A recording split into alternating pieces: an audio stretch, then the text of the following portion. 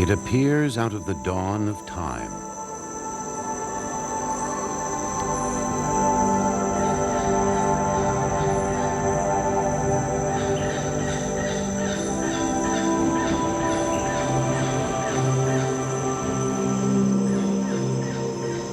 A creation of the sun, a cauldron of life.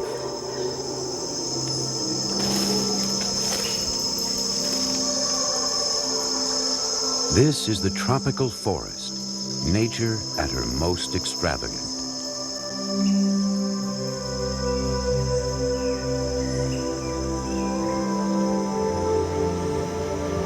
Sustained by the partnership of animal and plant, it has produced more than half the species on Earth. It is a sea of green, seemingly spellbound, changeless. But look again. Behind the green curtain are countless battles for survival. Into this complex world has come a rare breed of adventurer. Scientific knowledge is the treasure they seek. And to find it, they're not afraid to go out on a limb in the world. Panama's Barrow, Colorado Island, known as BCI to the scientists who journey here.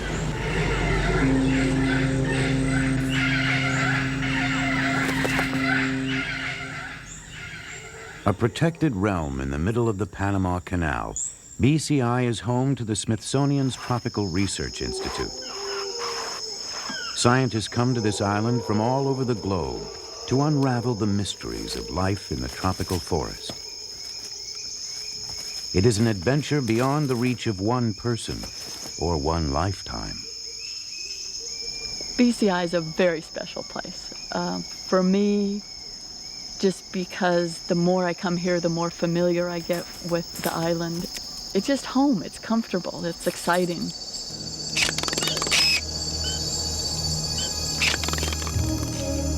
I think Barrow Island offers for me a lot of things that I would not find in any other place.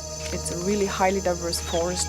The research facilities are just fantastic. You come there, you go out and do your work. And Barrow Island is protected so that your work is not disturbed at all.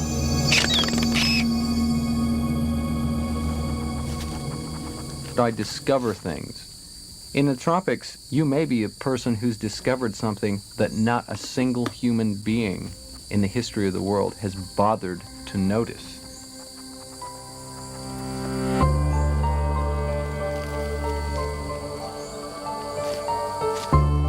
Here unfolds one of nature's great puzzles. How does the tropical forest manage to support such a remarkable community of life and sustain itself at the same time? One thing is certain. At the heart of it all are the trees. A single tree, as it drives towards the light, affects the lives of countless creatures. But life is a struggle here for every creature, and the odds that any one seed will grow into a titan are astronomical. It takes luck and strategy to make it to the top.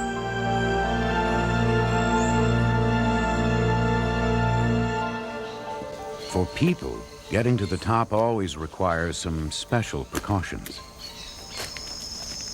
Biologist Deirdre McLaren has learned to seek the forest's answers on its own terms, even if it means following her slingshot all the way up into the crown of one of the forest's giants.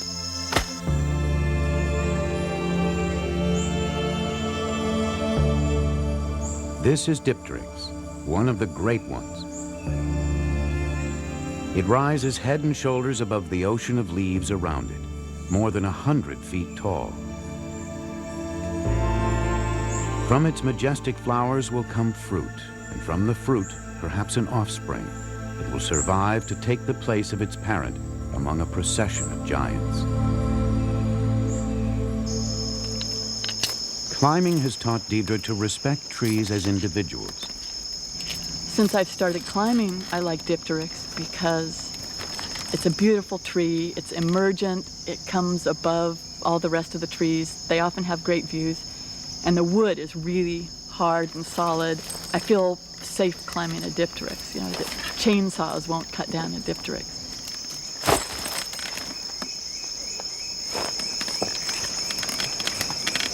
I have a lot of different emotions associated with actually climbing a tree. One of them is familiarity. If it's a tree that I've climbed before, I feel comfortable. It's a very satisfying sort of feeling to make a good ascent. If it's a tree that I haven't climbed before, or it's given me troubles, or I'm worried about a branch, then it can be very nerve-wracking. Deidre climbs into the canopy to release a coati, a tropical cousin of the raccoon. I know you. She captures coatis just to let them go. Calm down, calm down. I have caught you 15 times, and you always thrash around. Just wait a second. She's curious how an animal who isn't a born climber manages to survive 10 stories up. I think coatis are really interesting as climbing mammals because they're not perfect. They're kind of clumsy. They're not graceful leapers. They can't hang by their tail. They don't have exquisitely manipulative hands to grasp onto branches, but they do really well. One of the things that really surprised me was that they actually will jump quite a far distance going down. It'll launch itself into a tree, and it doesn't really know where it's going to grab on. It just, I think, assumes that it'll be able to find something when it hits that crown. The coati has a lot of company up here, with good reason. The canopy is the forest's powerhouse. This is where leaves transform light into the stuff of life itself. The canopy creates its own world with lands and waters, prey and predators. It overflows with flowers, greenery, and fruit, food for all who can live at these heights. Earthbound for years, scientists could only guess what went on up here until now. The canopy is the last frontier on Earth, and it's only been the last 10 or 15 years that people have really gotten up into the trees and started looking at the insects and looking at the leaves. And actually there still hasn't been that much mammal work up in the canopy, but it's a different life zone. It's like going to the bottom of the ocean, and you can't tell what's up here from working on the ground, and it's different. Bold researchers like Deidre are proving how different the tropical forest is from our preconceptions of the jungle. For one thing, it is not always steamy and wet. Like many tropical forests, BCI has a long dry season. Food is now becoming scarce. Even coatis, who will eat just about anything, are hard-pressed to fill their bellies.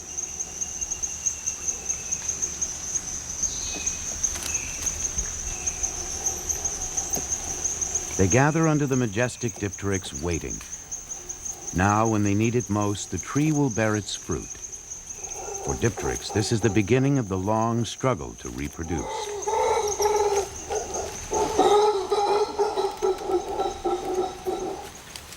Howler monkeys gather in its crown. Here is a banquet that will stave off hunger for many. The timing is crucial. By fruiting during the dry season, the dipteryx guarantees that many will gather for the feast. Oddly enough, the tree wants its fruit to be eaten, even though each fruit contains a seed that could bring forth the next generation. But why? All these capuchin monkeys know is that food is nearly at hand, and if enough of them arrive, they could drive the howlers from this nutritious meal.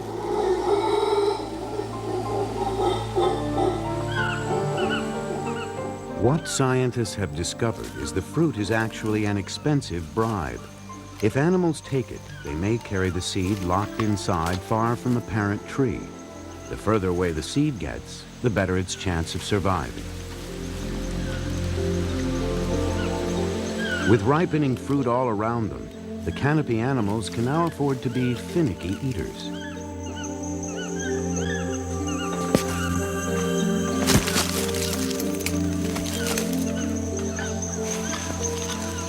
Once they've had the ripest bit, they simply drop the fruit and move on to the next.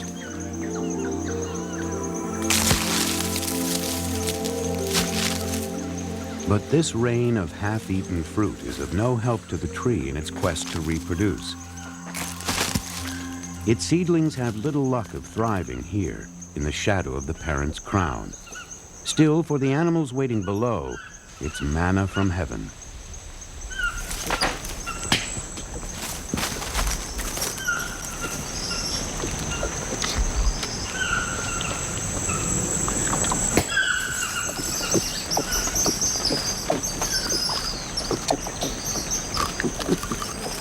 The coatis eat only the sweet flesh. They leave the seed intact. But others are waiting in the wings. Once the coatis have relieved their hunger, agoutis gingerly join the feast.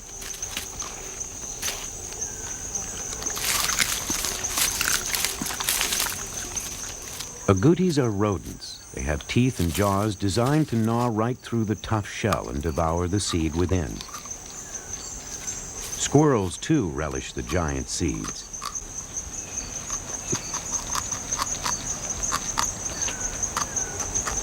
Instead of creating new dipteryx trees, the seeds simply feed a host of hungry visitors. Even peccaries.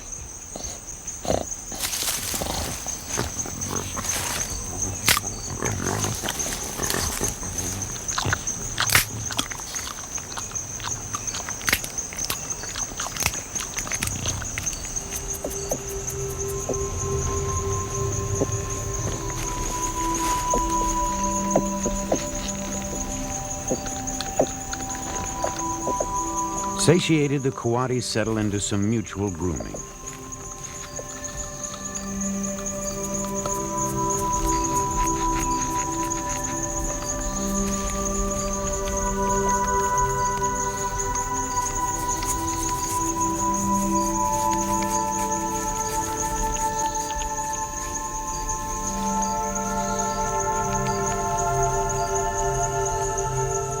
In evening's golden light, butterflies and ants gorge upon the remains of the feast.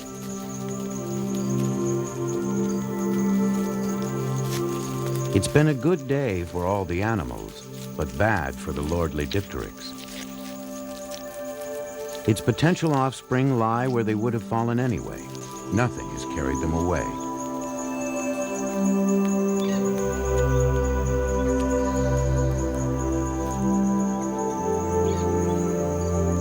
Has the tree's survival strategy failed?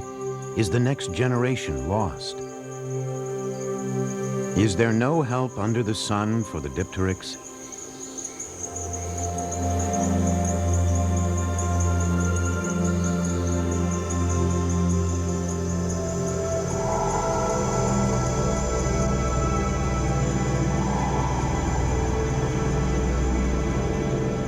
Perhaps the moon can shed some light on the mystery of the dipteryx.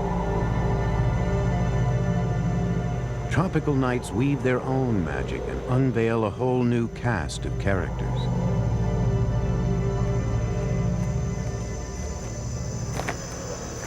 Everywhere there are bats, conjured out of the dark. Among the branches hunts a marsupial, a marmosa. Its prey is pint-sized like itself. A katydid, camouflaged unsuccessfully as a leaf. Even while enjoying its meal, the marmosa must be wary. If it doesn't want to end up as dinner itself.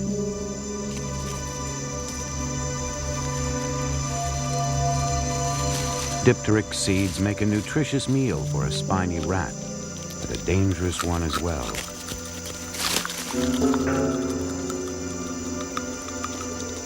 Gnawing on the tough seed makes enough noise to attract the unwelcome eye of a passing margay.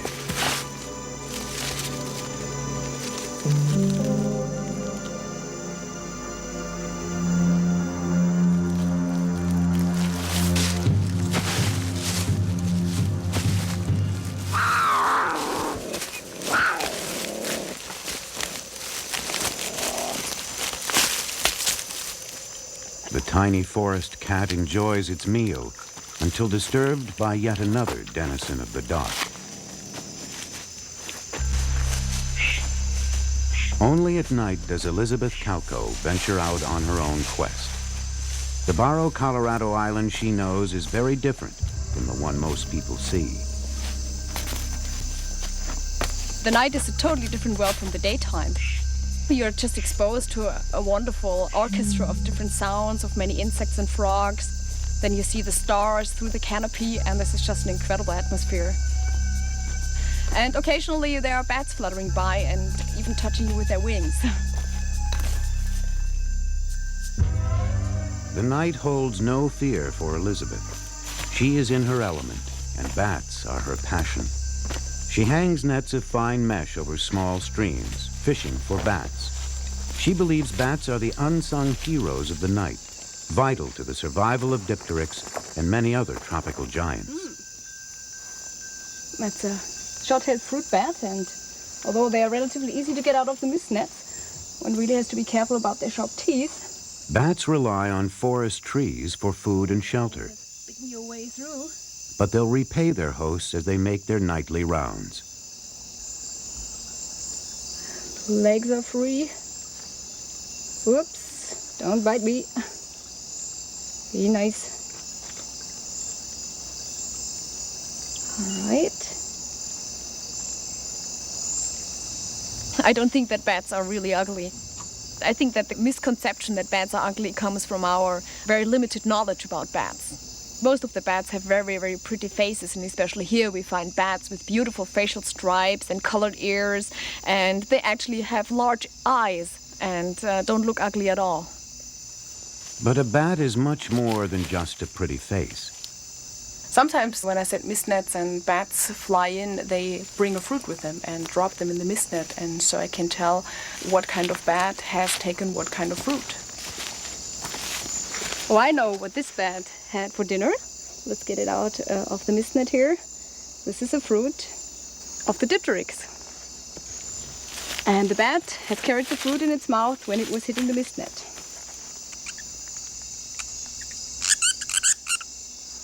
It turns out that the fate of our majestic dipteryx rests upon the soft wings of a little bat.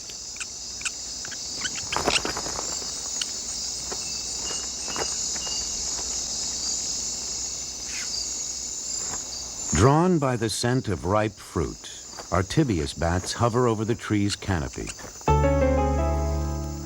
Yet death lies in wait among these boughs.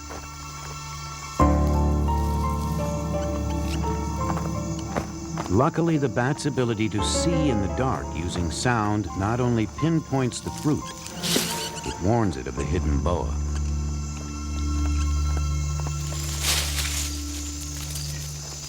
Once a bat locates a well-exposed fruit, it tears it off the stem and carries it away. Still, it's far too dangerous to eat it here.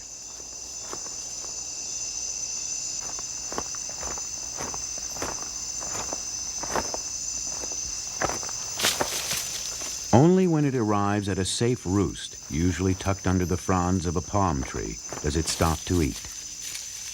Unknowingly, it has already performed a great service for our dipteryx.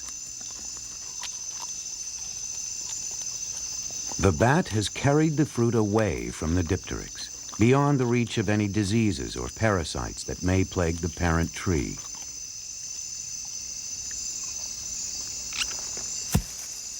Once the bat gnaws off the sweet flesh, it lets the seed drop. Every night when the fruit is ripe, amphibious bats make several visits to our tree.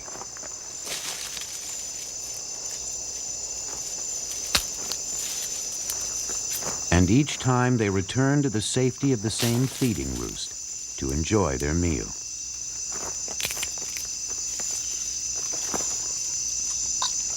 After each trip, another dipteric seed joins the little mound forming just below.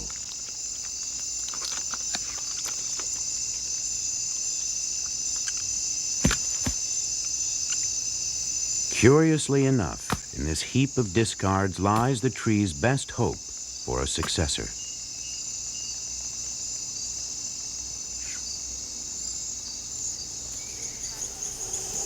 Morning's light has scarcely revealed the half-eaten fruit when they are discovered by an agouti. Have the precious seeds come this far only to be wasted? But the agouti can't possibly eat all that it has found, and what it does next adds another piece to the puzzle of how Dipteryx manages to survive.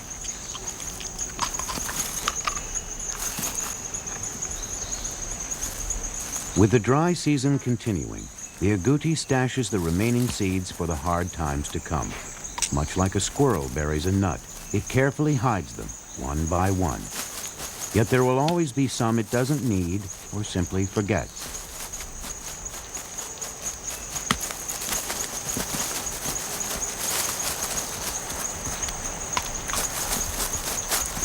Unwittingly, the agouti has now planted the next generation of a tropical giant.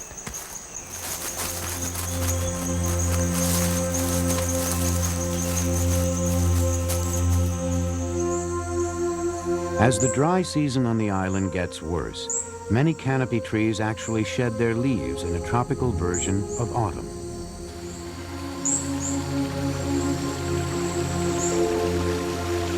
For months, streams have been draining water away, and torrid heat continues to rob the forest of precious moisture.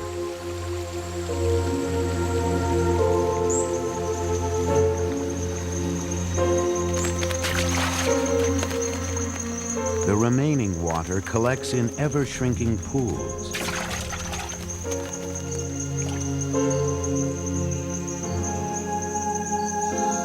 More and more trees drop their leaves. It's a way to conserve water and cut their losses as the drought deepens.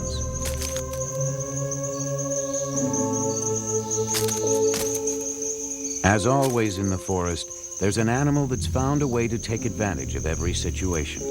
It hides among the fallen leaves, disappearing in plain sight.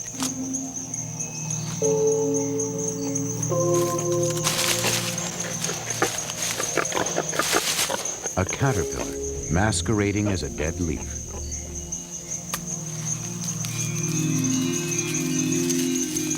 But there's no hiding from the army ants. Since many small creatures disappear in the dry season, army ants are forced to tackle prey many times their own size. They overwhelm them by sheer force of numbers.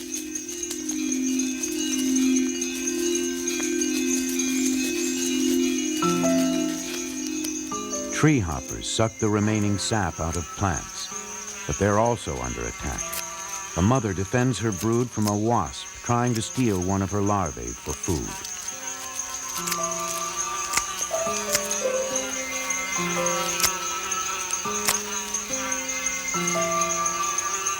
Each time the larvae wave their legs, calling out an alarm, the mother tree hopper strikes back at the wasp.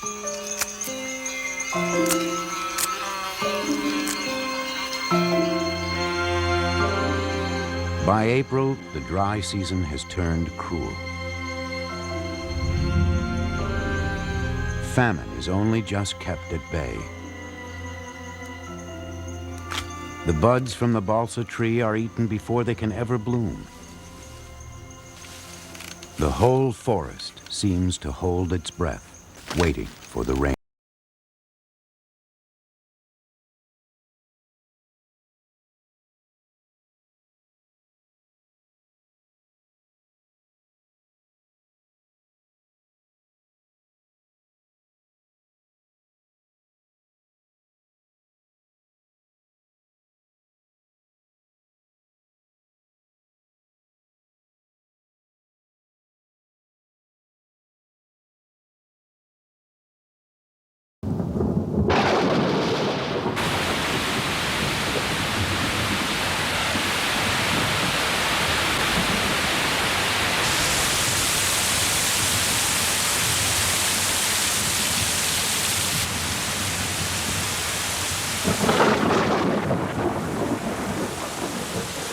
Over 8 feet of rain may fall during the wet season.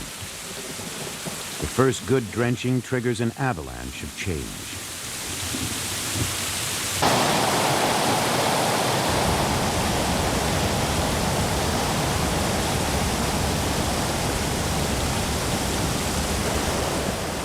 This wet new world is paradise for creatures water-loving and waterlogged.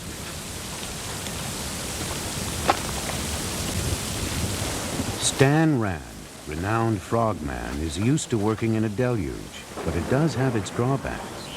When you wear glasses such as I do, you don't see properly because your glasses get all wet from the rain on them, and then they get all steamed up inside and you can't see anything.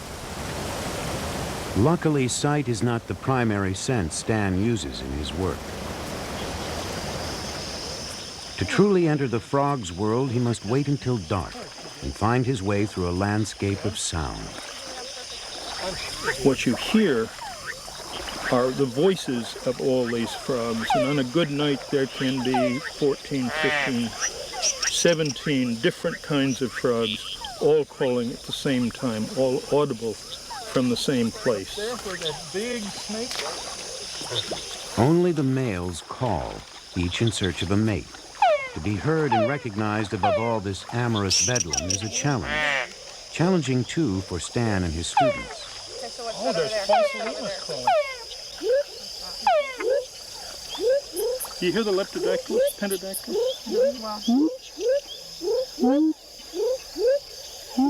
Actually, it's amplitude modulated, but I can't do that. Come on, Stan. So what else? So what are these little, see all these little things? Those are little hyla, microcephala, that one. That was a red-eyed tree frog, the one that went cluck, cluck, cluck. What's the thing that's going? Which one? It's going like. That one? Yeah, that one. Oh, that's Phrynohylas venulosa. That's a really neat frog. But be really careful if you touch it because it's highly venomous.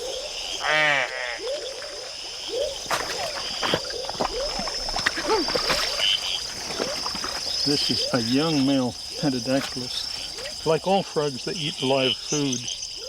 Frogs and mice and insects and probably small birds. In fact, I know they eat small birds. And he's got a dorsal secretion that is really quite nasty. He got me. One of their defenses is this skin secretion. For 30 years, Stan has lived in Panama, not far from BCI. He's become totally attuned to the ups and downs of a frog's life. He even understands why frogs use different calls at different times. There's a Phospholimus male. You can tell he's calling by himself because he's just giving a simple whine call. Ow. Ow. If another male came in and began to call, he'd change his call, adding chucks to the end. So he'd go, oh, chuck, chuck. And I can sometimes get him to answer me as if I were another male by waiting until he called.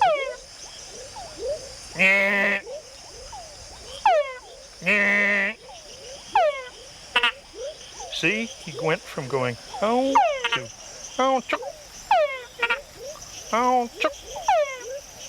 And now that I've stopped talking to him, he's gone back to the simple whines.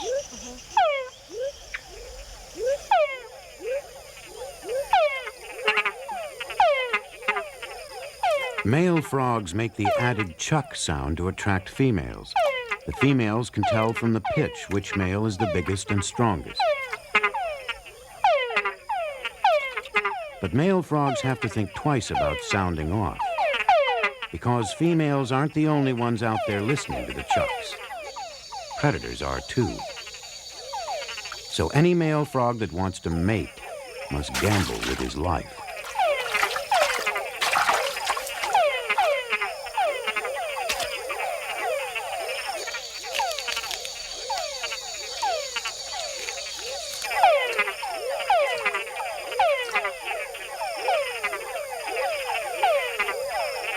And with other bigger frogs nearby, a call can be a fatal attraction.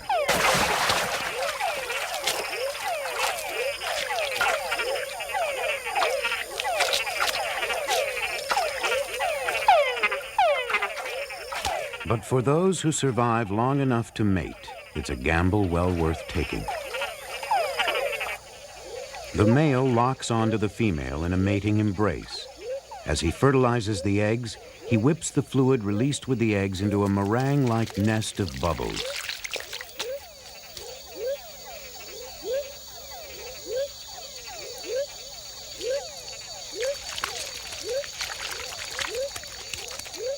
These tiny frogs mate in very shallow pools at the foot of dipteryx and other trees.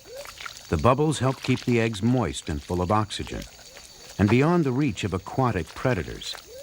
Sometimes several pairs will cooperate in creating a frothy nursery for their young.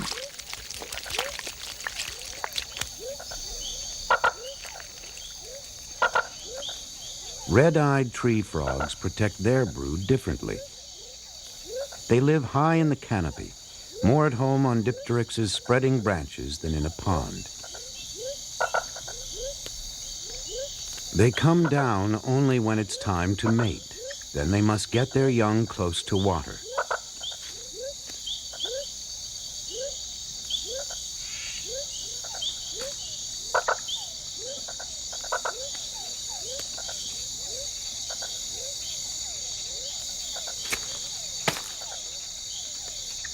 The males descend to the lower eaves of the tree, where they call to the larger females.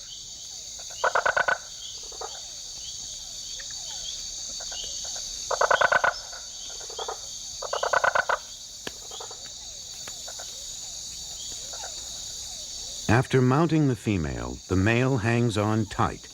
She's off on a search for just the right place to lay her eggs. A leaf overhanging a small forest pool. Location is critical. If it's too low, her brood could be washed away by the next storm.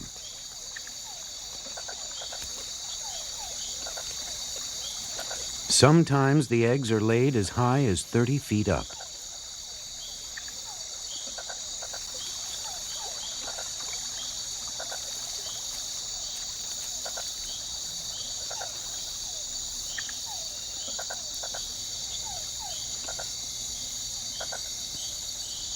The eggs are encased in a jelly-like mass, a gooey aquarium in which they'll develop into tiny tadpoles. Only then will they drop into the pool below.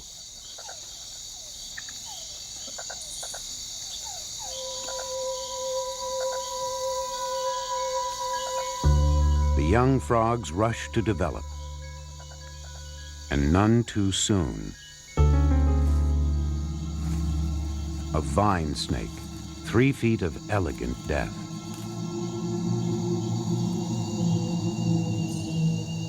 In just 4 days, the eggs have become recognizable tadpoles, but they're not ready to take the plunge yet. Even so, they may not have the luxury of waiting.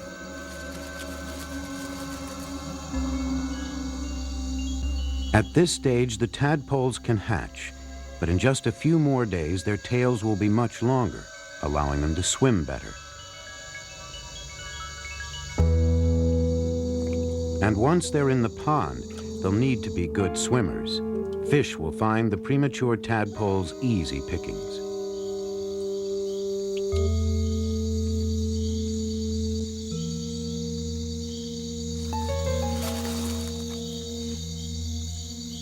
It's a deadly dilemma. Risk the snake's bite, or leap into the waiting mouths of the fish below.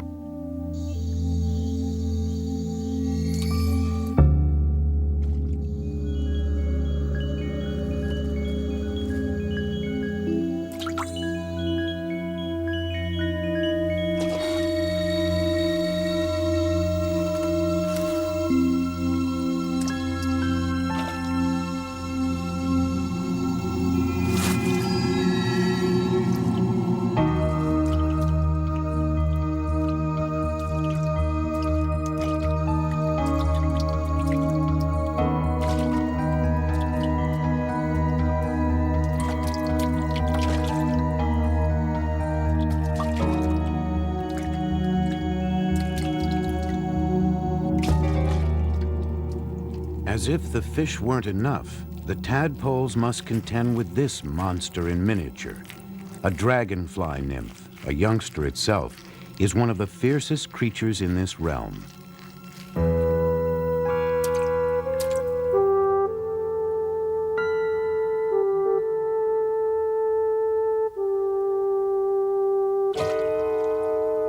But there will always be some who sidestep instant death and live to return to the trees.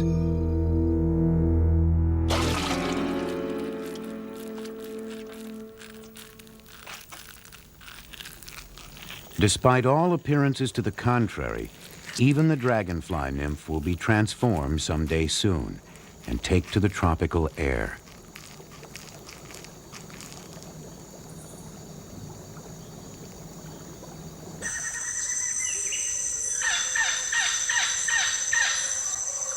Waking to a misty morning is an island wrapped in enchantment.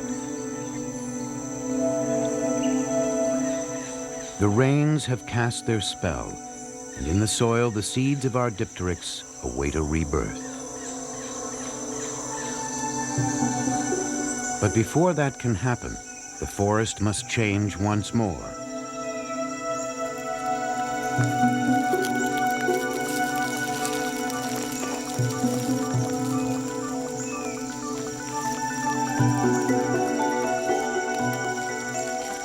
A carpet of forest litter, preserved in the dry air. Now moisture melts it away. In just a few days, the nutrients locked away in the dead leaves will be restored to the living.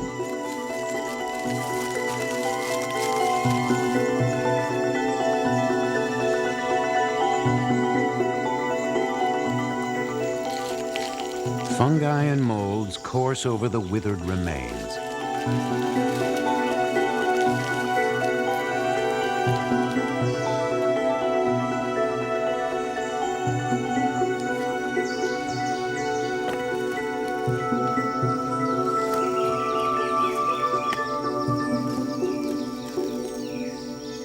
Fungi are the middlemen, mining the bodies of the dead for riches which they supply to the living.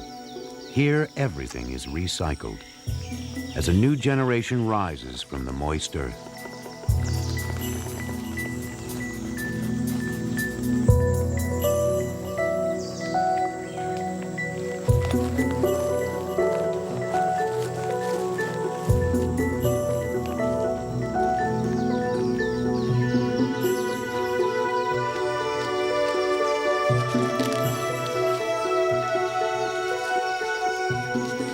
The seedlings respond in rhythm, spreading their leaves to catch the daylight, folding them at dark.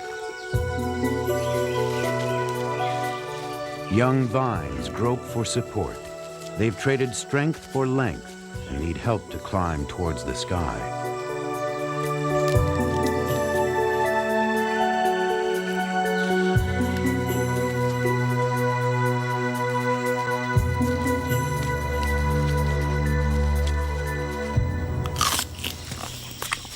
But wherever they grow, they can't escape the hordes of hungry mouths that surround them.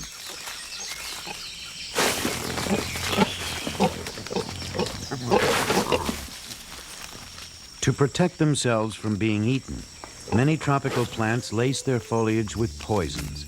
But these new leaves haven't had the time to mount their chemical defense.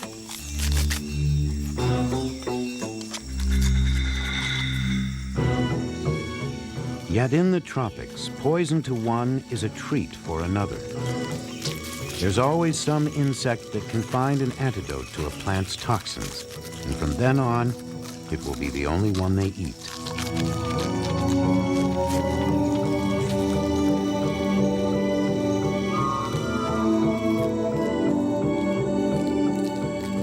Leafcutter ants have found another strategy. An army of workers seeks out only non-toxic plants, any and all they can find.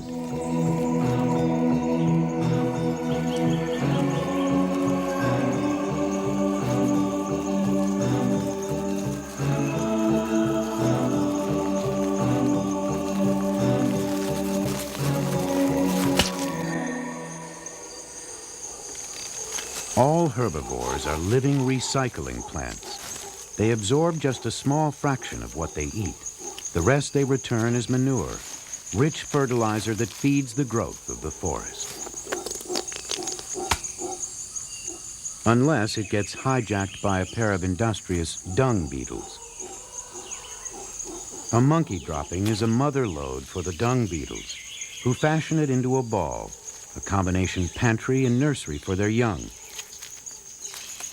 They roll their stash away, looking for a place to bury it among all the new growth.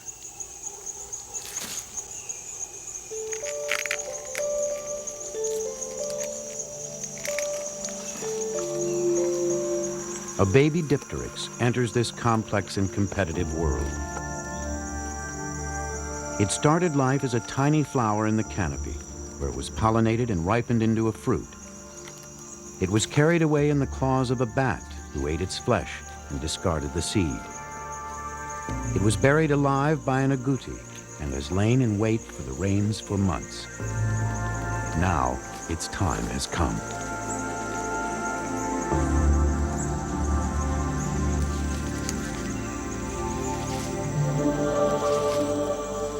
Only 1 in 1,000 ever gets this far. The huge seed stored enough energy to unfurl a giant among seedlings, 9 inches tall with lots of green. Lots of juicy green. But it is not a delicacy.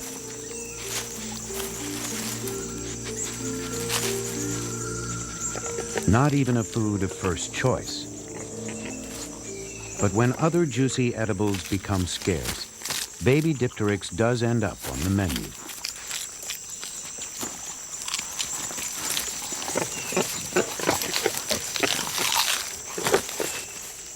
The parent tree has spent centuries growing hundreds of feet and preparing millions of fruit, so at least one offspring will survive to reach the canopy. Yet all that effort can be gobbled up in seconds.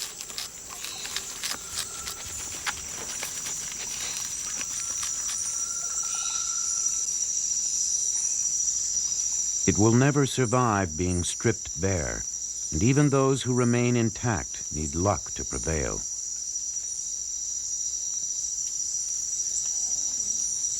They must have light to live, and light is hard to come by on the forest floor. Each and every ray must penetrate layers of foliage to reach a seedling below.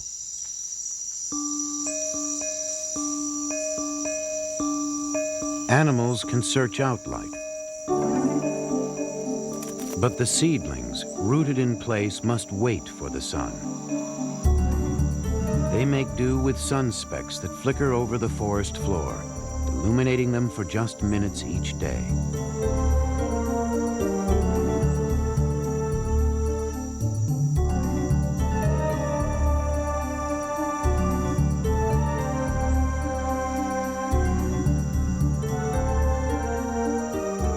Even if it gets its moment in the sun, the fall of a single leaf can seal a seedling's doom.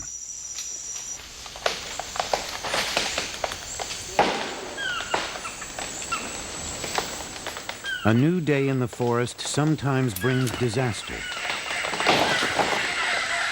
If a new tree is to thrive, another must fall.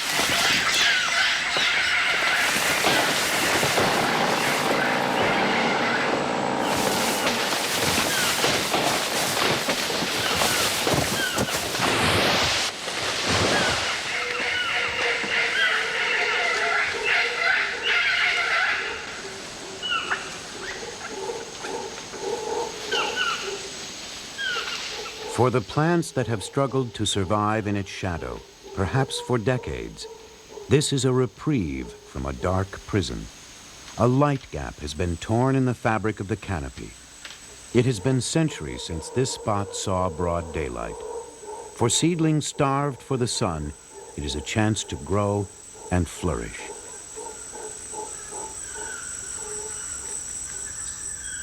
A race for the life-giving light has begun. There will be winners and losers as each plant tries to crowd out its neighbors. Into the new light comes another creature, biologist Phil DeVries. Phil studies the world of the light gap, and he's discovered some astonishing relationships here. Since I've been a small child, I notice plants and I notice insects. I like being in nature and I like forests a lot. I can think of nothing more enjoyable than being surrounded completely on all sides, and I literally mean up, down, any direction, with life, and that's what being in a tropical rainforest is all about. His love for this forest world is neatly matched to his quick eye and insatiable curiosity. I observe as much as I possibly can, and effectively what you're doing is you're asking, hello organism, what are you doing for a living? And who do you interact with while you're out here doing your duties as a butterfly or an ant or a lizard or a plant? And I can use butterflies literally to move around in the forest and tell me what the vegetation is like. Phil has uncovered a light gap plant called a croton that's developed an unexpected relationship with two different insects, an ant and a butterfly caterpillar. Croton provides sugar secretions which attracts ants to little nectaries. And the ants, when they're on the plant, deter herbivores, that is, insects that eat leaves. The plant actually uses ants to guard its vulnerable leaves, bribing them with a sugary nectar. The ants keep away any insect that might do their meal ticket harm. However, this is really what I'm looking for. It's an herbivore as well, but the ants don't bother it because it produces sugar secretions of its own. The butterfly caterpillar uses its sugar secretions just as the plant does, as a tasty bribe. It keeps the ants well fed in exchange for their protection. The funny thing about this butterfly caterpillar is that it bribes these ants with the sugar secretion, and the ants act like guard dogs and help protect it from its own predators. In addition to producing sugar secretions for the ants, this caterpillar has another trick that's even more magic. Phil has made another remarkable discovery. These caterpillars can actually sing. To capture this amazing talent, Phil has designed special audio equipment to record its calls. This gear I have here, it's an amplifier and a very, very sensitive microphone. I use this to listen to, well, basically sounds that nobody else can hear. And I'm listening to this caterpillar singing at the moment. And how these caterpillars produce their songs is pretty interesting, in that on the top of their head, there are long ridges. And right above the head, there's a collar where there are two little rods. And the two rods beat up and down on top of the head, and then the head moves in and out. And these little rods have little rings on them. And what they do is they hit the top of the head, and then it's rasping back and forth like a Latin American percussion instrument, aguiro.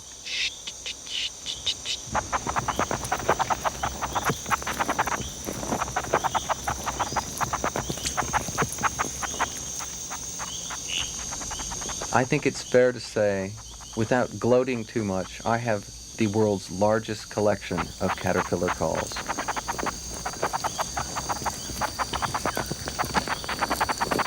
Now let's see what happens when we reintroduce this caterpillar to the ants.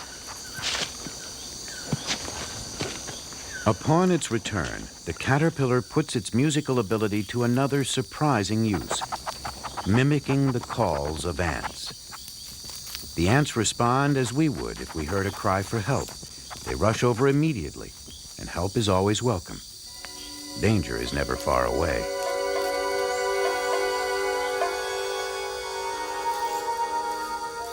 This guard ant earns its keep. An assassin bug could skewer the caterpillar and suck it dry. But it's no match for the ant.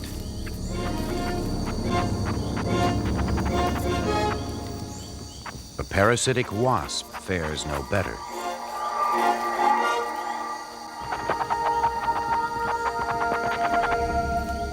In the tropical forest, every creature lives within an intricate web, shifting always between harmony and struggle. The lesson that I've learned is that it's probably just scratching the surface of the number of interactions that you have in any light gap in the tropics. The picture that emerges from there is of staggering complexity when you think about how many species there are of plants in the tropics and insects in the tropics. It's very humbling to realize that even though I know a little bit, within the context of a tropical rainforest, I know absolutely nothing. This little dipteryx, of course, also knows nothing of the complex network of relationships that have brought it into the light. So far, it has beaten the odds, and if its luck holds out, it may someday become a forest titan itself.